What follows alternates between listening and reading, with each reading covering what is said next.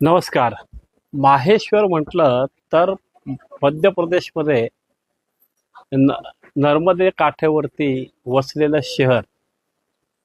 इसवी सन 1800 मध्ये अहिल्याबाई होळकरांनी माहेश्वरच्या साडी निर्मिती करता गुजरात आणि सुरतवरून काही कारागीर आणले आणि हे कारागीर तिथे वसवले आणि तिथं या माहेश्वर साड्यांची वस्त्र निर्मिती झाली.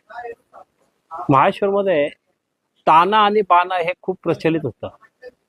वार्प आणि वेफ्ट. वार्प म्हणजे रेशमी धागा यूज केला जायचा आणि वेफ्ट मध्ये कॉटन यूज केला जायचा. त्यामुळे तिथल्या साड्यांना ताना बाना म्हणायचे. तर याच माहेश्वरच्या साड्या ज्या मी तुम्हाला दाखवतोय, या ज्या साड्या आहेत ह्या कॉटन आणि रेशम याच्यामध्ये बनवलेल्या आहेत आणि याचं वैशिष्ट्य असं याच्यामध्ये आपण टिश्यू पण विणलेलं आहे.